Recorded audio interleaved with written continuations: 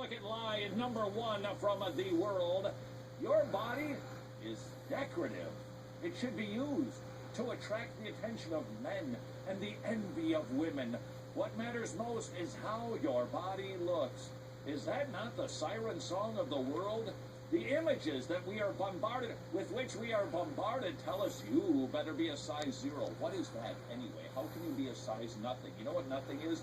It's what rocks dream of. You can't be that size. But Hollywood says you better be a 0, otherwise you're a fatty. Seriously, the pressure for women and increasingly for men to look buff and to look ripped.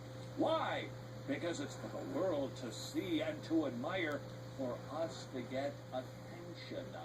That is the lie of the world. How do I know it's a lie? Because the Bible tells us the truth about our bodies. Here is the truth of the matter.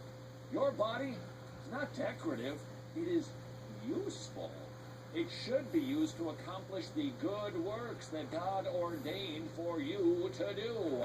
What matters most is not how it looks, but what it does. What a relief that is. The world screams, looks, vanity, vanity, vanity. Make sure that you're a babe or you're a hottie.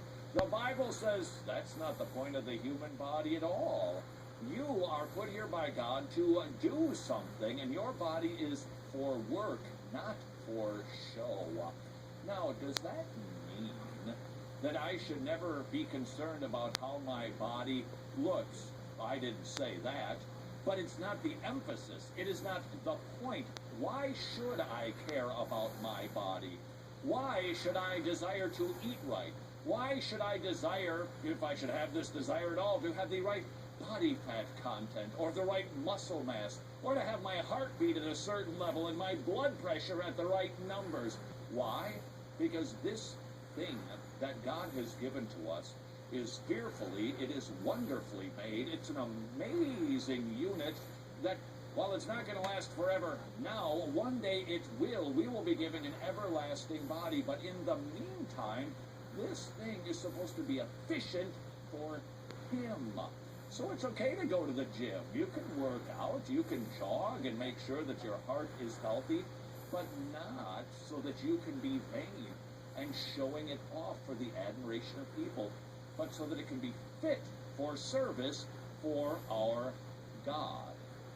Lie number 2 from the world, according to Jen Wilkin, your body's appearance is flawed, but it is fixable. You're not the right size, you're not the right shape, maybe you're not the right color, but you can and should go to enormous effort and expense to change that. Isn't that what every commercial is really about? Trying to pitch you their product so that you can improve your body because it is fixable? That is a lie from the world. Here's the truth from the Bible. Your body's appearance is designed by God.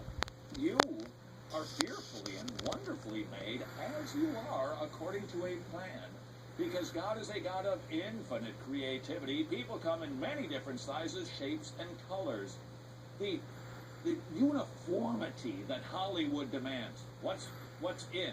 Well, you better be this number and that number there and that number there. You better look just like all of the models. The models that all look the same in the magazines, on the billboards, and the TV commercials. This is the standard that Hollywood has determined is what you need to achieve. The Bible says something really different.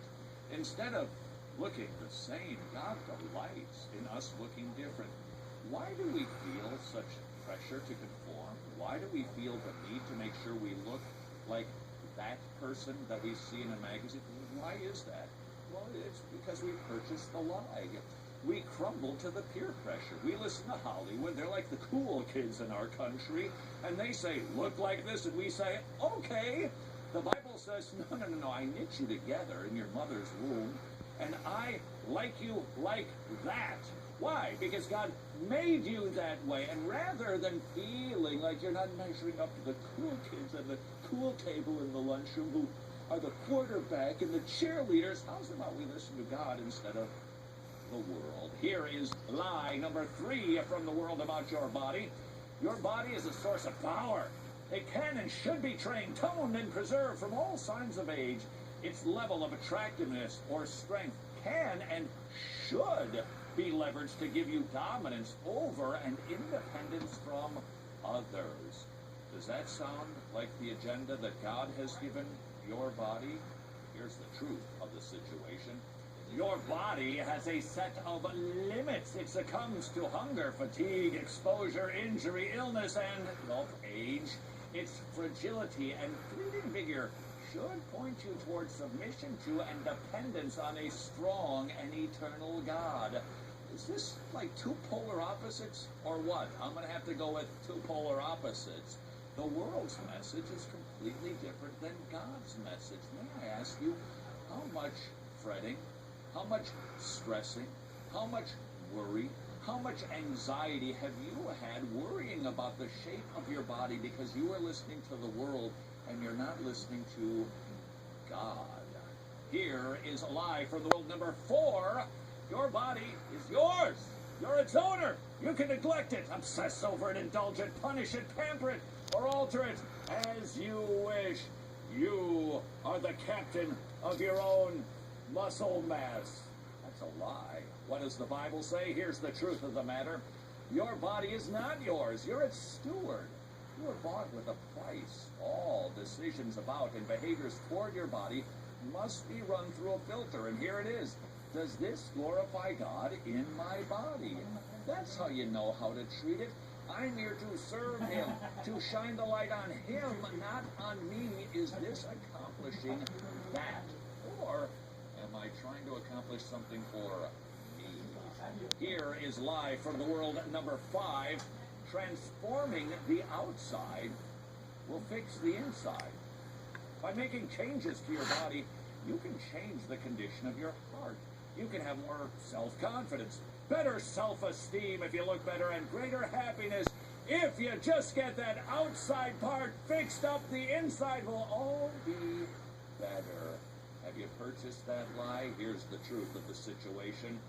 Transforming the inside will make peace with the outside. A mind being progressively transformed by the gospel rejects the worship of self and the futile pursuit of happiness. By pursuing holiness, your attitude toward your body will change as you learn to love it as a good gift from God. That reminds me of a Bible verse. Do not be conformed to the pattern of this world. Dare I paraphrase it? Think of me like the Message Bible. Do not be conformed to Hollywood. Do not be conformed to GQ. Do not be conformed to Cosmopolitan. Don't buy their lies.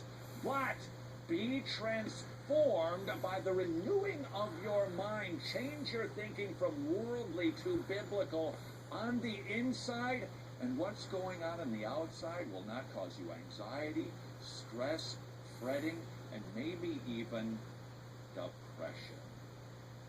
When we come back on